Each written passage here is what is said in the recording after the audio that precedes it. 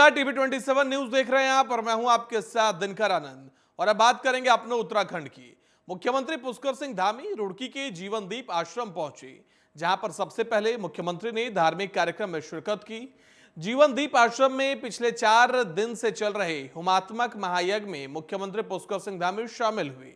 आश्रम के पीठाधीश्वर महामंडलेश्वर स्वामी यात्रीनानंद गिरी महाराज ने मुख्यमंत्री को आशीर्वाद दिया।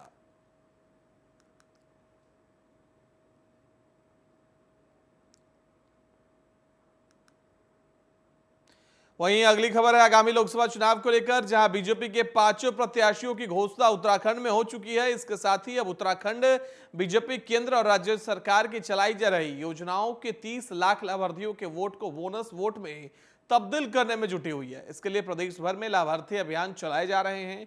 बीजेपी के प्रदेश प्रवक्ता वीरेंद्र सिंह बिष्ट ने कहा कि केंद्र और राज्य सरकार की चलाई जा रही योजनाओं का लाभ प्रदेश की जनता को मिल रहा है और जिन लाभार्थियों को केंद्र और राज्य सरकार की योजनाओं का लाभ मिल रहा है, उन्होंने बीजेपी पर भरोसा जताया है और आगामी लोकसभा चुनाव में बीजेपी की तरफ से 5 सांसद जीतकर संसद पहुंचेंगे।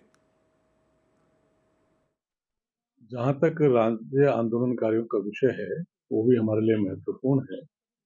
हमारी सरकार ने, हमारे मुख्यमंत्री पुष्कर सिंह धामी जी ने राज्य आंदोलनकारियों के जो मर्म है, उनकी जो समस्या है, उनकी जो परेशानी है, उसको समझा और उन्होंने आंदोलनकारियों को विश्वास दिलाया था कि हम आपकी जो मांग है क्षेत्रीय आरक्षण से, हम उसको पूरा करने का काम कैबिनेट से लेकर विधानसभा से लेकर उसको पास करवाने का काम किया।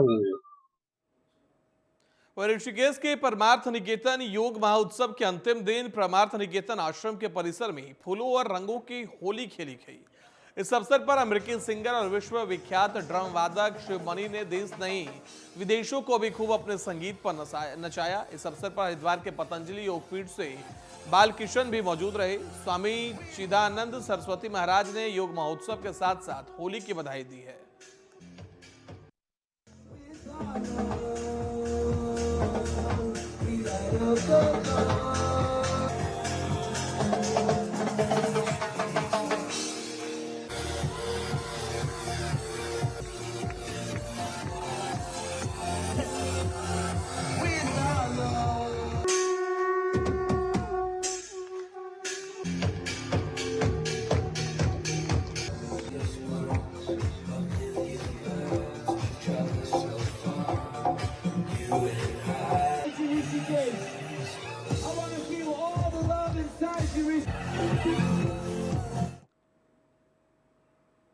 वहीं एडवेंचर हब बन रहे उत्तराखंड में लगातार स्किल डेवलपमेंट और क्वालिटी टूरिज्म पर बढ़ावा दिया जा रहा है।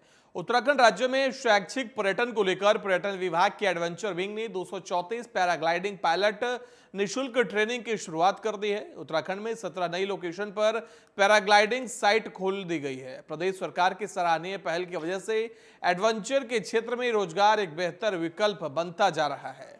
तो उत्तराखंड में प्रदेश सरकार की सराहनीय पहल है और आपको बता दें कि पैराग्लाइडिंग को लेकर लगातार पायलटों को ट्रेनिंग दी जा रही है और सरकार का मानना है कि उत्तराखंड में उसकी अर्थव्यवस्था में पर्यटन का अहम हिस्सा है और पर्यटन को और बढ़ावा देने की जरूरत है, जिसको लेकर लगातार प्रधानमंत्री नरेंद्र मोदी और राज्य के मुख्यमंत्री पुष्कर सिंह धामी भी हमेशा लोगों को प्रेरित करते हैं कि आप उत्तराखंड पहुंचिए और वहां के पर्यटन को बढ़ाइए।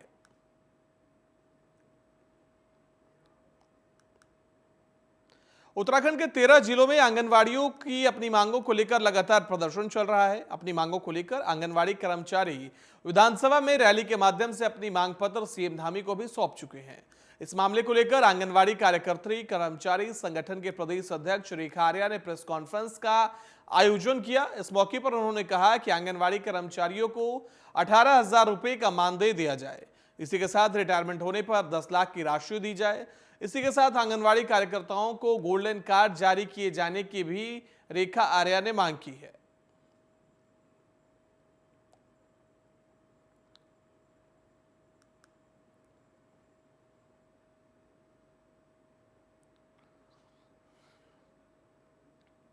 वहीं उधर बीजेपी ने गढ़वाल संसदीय सीट से अनिल बलूनी को कांग्रेस के गणेश गोदियाल की टक्कर के लिए लोकसभा चुनाव के लिए उम्मीदवार घोषित किया है।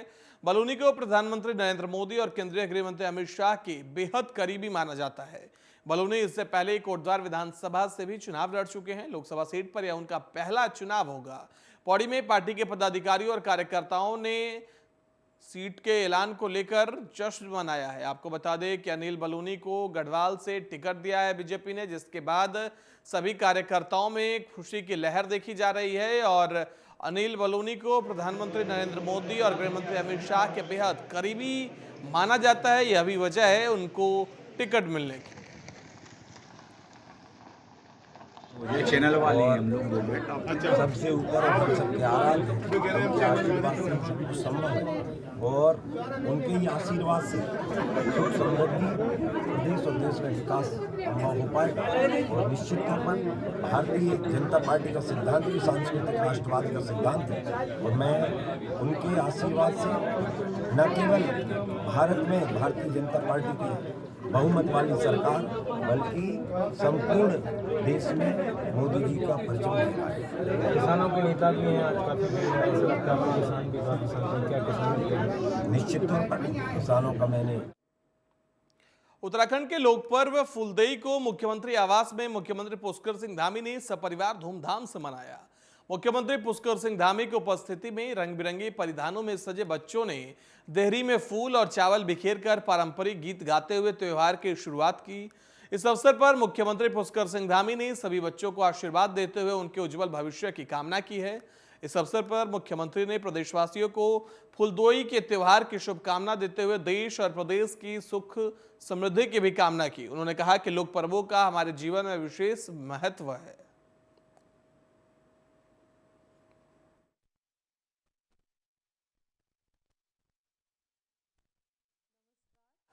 बहनियों, आज विश्व महिला दिवस का अवसर में मैं आप सभी ईजा बहनी और नंतिनों महिला दिवस की हार्दिक बधाई देन्यू। बहनियों, महिला दिवस सेहणी का सामाजिक, आर्थिक और राजनीतिक अधिकार दिलून की थे सारा संसार में बड़ सम्मान और गरिमा ले मनाई जो। ए दिवस का उपलक्ष्य में विभिन्न संस्थाओं द्वारा कार्यक्रम आयोजित करी जन न्योन जू हम सभे लोगन खन गर्व की बात छो। मैं यूँ जानछू कि आप सभे सेहणी पहाड़ी समाज की नींव छो। पहाड़ को कोई लेगे कोम सेहणी का सहयोग का बिना ना है सकनो। उत्तराखंड हाईकोर्ट ने ऋषिकेश में कूड़ा प्लांट के खिलाफ दायर याचिका पर सुनवाई की है। इस दौरान हाईकोर्ट ने राज्य प्रदूषण बोर्ड से 3 सप्ताह में जवाब पेश करने को कहा है। मामले की सुनवाई के लिए कोर्ट ने 3 सप्ताह बाद की तारीख तय की है। आपको बता दें कि ऋषिकेश के रहने वाले आशुतोष शर्मा ने यह याचिका दायर की थी, जिसके बाद हाईकोर्ट ने 3 सप्ताह में जवाब पेश करने के निर्देश दिए हैं।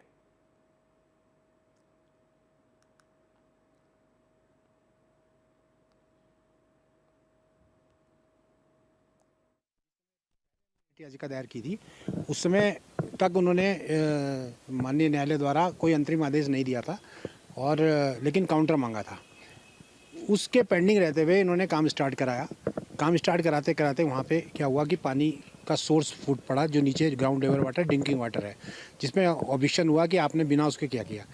इसी बीच में एक दूसरे व्यक्ति लाल सिंह बोरा द्वारा भी रिट याचिका दायर की गई इन्हीं मुद्दों को उठाते हुए, और ये पानी का मुद्दा भी लाया गया। तो माननीय न्यायालय द्वारा सुना गया और पॉल्यूशन कंट्रोल बोर्ड के वकील द्वारा बताया गया कि ट्रेंचिंग ग्राउंड बनाने के लिए कंसेंट पहली बार के लिए एप्लीकेशन कल 12 मार्च को दायर की गई है, यानी इससे पहले जो कार्रवाई हो रही थी वो परमिसिबल नहीं थी। उत्तराखंड हाईकोर्ट ने हरिद्वार में हर की पैड़ी के समीप स्थित ज्ञान गोदड़ी में गुरुद्वार के पुनर्निर्माण किए जाने को लेकर दायर जनहित याचिका पर आज सुनवाई की। कोर्ट की खंडपीठ ने राज्य सरकार और नगर निगम हरिद्वार से स्थिति स्पष्ट कराने को कहा है। मामले की सुनवाई मुख्य न्यायाधीश रीतू बाहरी और न्यायमूर्ति राकेश थपलियाल की खंडपीठ ने की है। याचिका में कहा गया कि सिखों के प्रथम गुरु गुरु नानक देव के हरिद्वार में प्रथम आगमन पर तत्कालीन लंडौरा नरेश ने अपनी हवेली में ज्ञान गोदड़ी का आयोजन किया था। गुरु नानक के आगमन पर हड़की पैड़ी में गुरुद्वारा ज्ञान गोदड़ी के लिए जगह आवंटित की गई थी, जो 1976 तक इस स्थान पर थी। वणी प्रबंधक कमेटी अमृतसर द्वारा ये याचिका दायर करी गई थी माननीय उच्च न्यायालय नैनीताल में।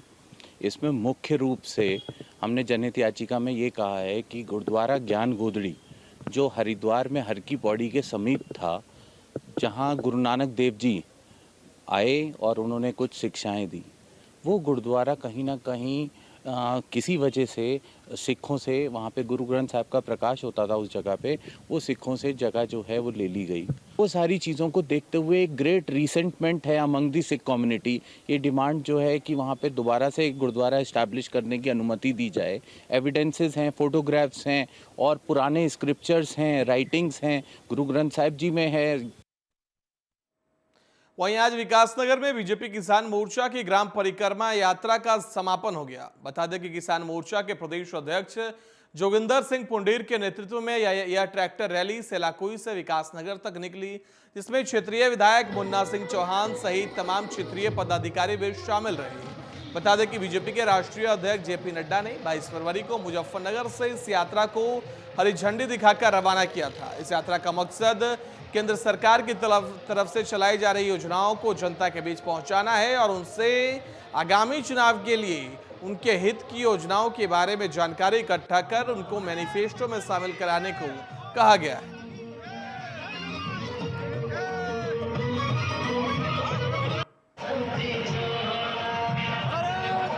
ट्रैक्टर रैली के द्वारा आज इसका समापन हमने किया और यहाँ पर आप सब लोगों के और अपने शीर्ष नेतृत्व का आह्वान था कि हम अपने प्रत्येक गांव में जाएं, कृषि कल्याण, असंगठित क्षेत्रों के जितने हमारे मजदूर भाई हैं उनके लिए जो 10 साल में माननीय यशस्वी प्रधानमंत्री नरेंद्र मोदी जी के नेतृत्व में जो कार्य योजना बनाई, हमारे मैनिफेस्टो में था, घोषणा पत्र में था, सरकार आपके द्वारा, तो हम जन जन तक पहुँचे और हमने उन योजनाओं का लाभ आम जनमानस तक पहुँचाने का और अपने अंत्योदय के लक्ष्य को हासिल करने का भरपूर प्रयास किया। और अब हमारी जो ग्राम परिक्रमा यात्रा थी, इसमें हम अपने तीर्थ स्थानों पर गए, मठों में गए, मंदिर में गए, मस्जिद में गए, गुरुद्वारे में गए, हमने वहाँ स्वच्छता अभियान चलाया। जितने हमारे सार्वजनिक स्थल थे हमारे। आज किसान आपको मालूम है कि पूरे देश में जो MSP मिनिमम सपोर्ट प्राइस फसलों का होता है उसका कितना % केवल पंजाब हरियाणा ले रहे हैं, केवल 2 राज्य ले रहे हैं। और वही कह रहे हैं, वही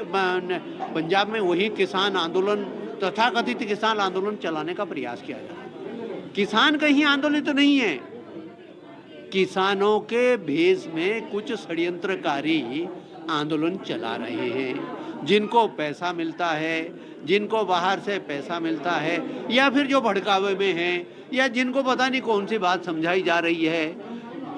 किसी को कहा जा रहा है 10,000 रुपये किसान को पेंशन मिल जाएगी। लोकसभा चुनाव के मद्देनजर प्रचार और प्रसार को गति देने के लिए डोईवाला में आज बीजेपी ने चुनाव कार्यालय का उद्घाटन किया।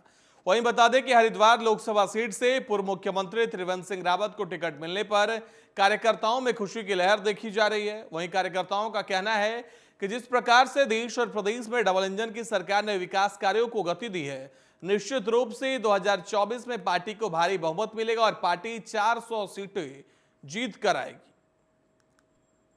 जी को लोकसभा हरिद्वार का प्रत्याशी बनाए जाने पर मैं माननीय प्रदेश अध्यक्ष, मुख्यमंत्री जी, हमारा शीर्ष नेतृत्व आदरणीय मोदी जी, जेपी नड्डा जी और प्रत्येक ऐसे हमारा शीर्ष नेतृत्व को धन्यवाद करता हूँ, उनका आभार व्यक्त करता हूँ कि उन्होंने माननीय त्रिवेंद्र रावत जी को लोकसभा प्रत्याशी हरिद्वार बनाया। और निश्चित रूप से प्रत्येक कार्यकर्ता को इस बात से जोश है, इस बात का गर्व है और ये जो प्रत्याशी है वो एक कार्यकर्ता की तरह है और आज भी वो एक कार्यकर्ता की तरह काम करते हैं। उनकी कार्यशैली को देखते हुए प्रत्येक कार्यकर्ता उनका हृदय से जुड़ा रहता है। हरिद्वार संसदीय क्षेत्र से लोकसभा का प्रत्याशी बनाया है। मैं अपने शीर्ष नेतृत्व का बहुत धन्यवाद, आभार प्रकट करता हूं।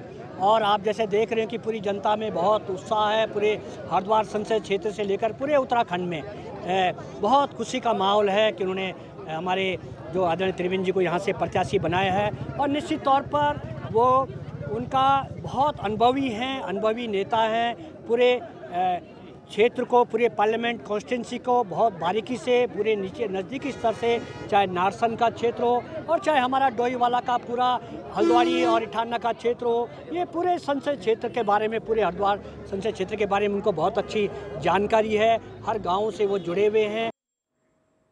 लोकसभा चुनाव की आचार संहिता लगने से जहां कुछ ही समय बचा है और चुनाव आयोग अपनी पूरी तैयारियां कर चुका है। अधिक से अधिक मतदान के लिए जागरूकता अभियान भी चलाए जा रहे हैं। वहीं दूसरी ओर चमोली जिले के सुदूरवर्ती विधानसभा थराली के एक गांव सुविधाओं के अभाव में चुनाव बहिष्कार का ऐलान कर रहा है।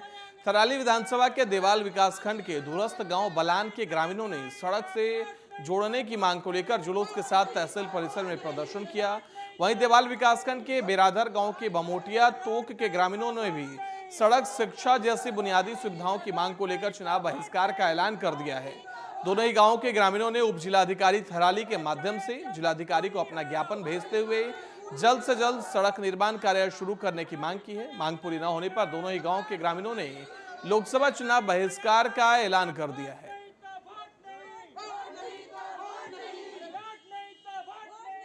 हम सोचते हैं कि हमारे गांव में अच्छा हो, विकास हो, तब हम वोट तब देंगे जब हमारे गांव में रोड आएगी, हमें सब चीज की सुविधाएं मिलेंगी, तब हम वोट देंगे।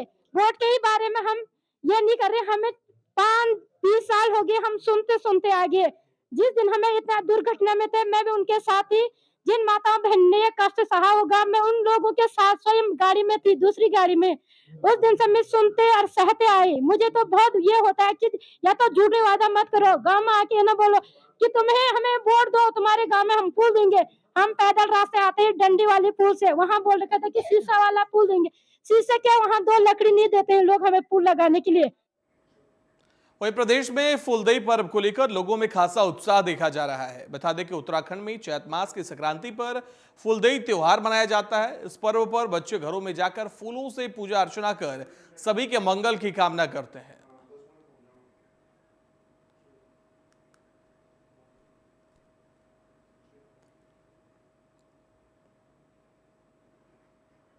वहीं लोकसभा चुनाव की आचार संहिता लगने से पहले उत्तराखंड में धामी सरकार ने प्रशासनिक फेरबदल किया है।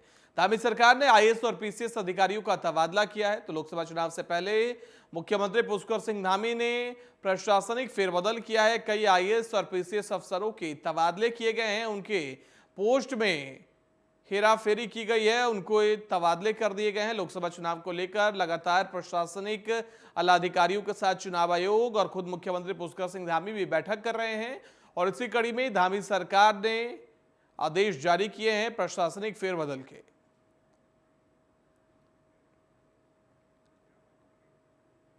वहीं कांग्रेस ने अल्मोड़ा लोकसभा से एक बार फिर प्रदीप टम्टा को अपना प्रत्याशी बनाया। प्रदीप टम्टा के अल्मोड़ा पहुंचने पर कांग्रेस कार्यकर्ताओं ने उनका भव्य स्वागत किया। इस मौके पर प्रदीप टम्टा ने कहा कि कांग्रेस उत्तराखंड की 5 सीट पर जीत दर्ज करेगी। बदलाव का समय है, आप देख ही रहे सारे कार्यकर्ताओं में पूरे बदलाव की ये लहर सिर्फ यही है हमारी देवभूमि अल्मोड़ा में नहीं है, पूरे देश में है।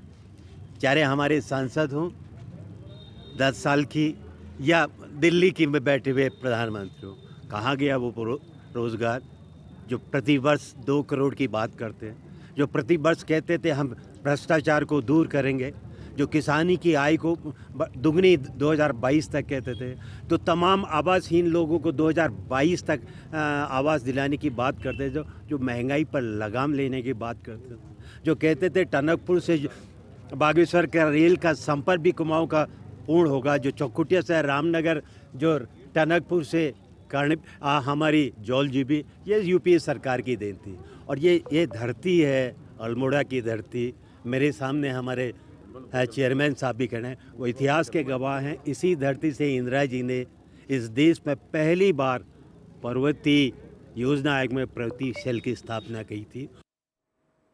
वहीं उधर शाजापुर में खनिज अधिकारी पर जानलेवा हमला हुआ है। आपको बता दें कि अवैध खनिज कर रहे लोगों ने टीम पर हमला कर दिया। ग्रामीणों ने अधिकारियों की गाड़ियों पर भी पथराव किया है। तो बड़ी जानकारी आपके साथ साझा कर रहे हैं, जहां शाजापुर में ग्रामीणों ने अधिकारियों की गाड़ियों पर हमला किया है। कई बार इस तरीके की घटनाएं जिले में पहले भी हो चुकी है। शाजापुर के काला पीपल के पास की पूरी घटना है और उस दौरान की तस्वीरें देखिए किस तरीके से खेत में उल्टी गाड़ी घुमाते हुए अधिकारी भागने को मजबूर हुए जब ग्रामीणों ने अधिकारियों की गाड़ियों पर पथराव कर दिया। आपको बता दें कि ऐसी घटनाएं कोई पहली दफा नहीं देखी गई है। शाजापुर जिले में शाजापुर के काली पीपल के पास की पूरी घटनाएं और इससे पहले भी ऐसी घटनाएं देखने को मिली है।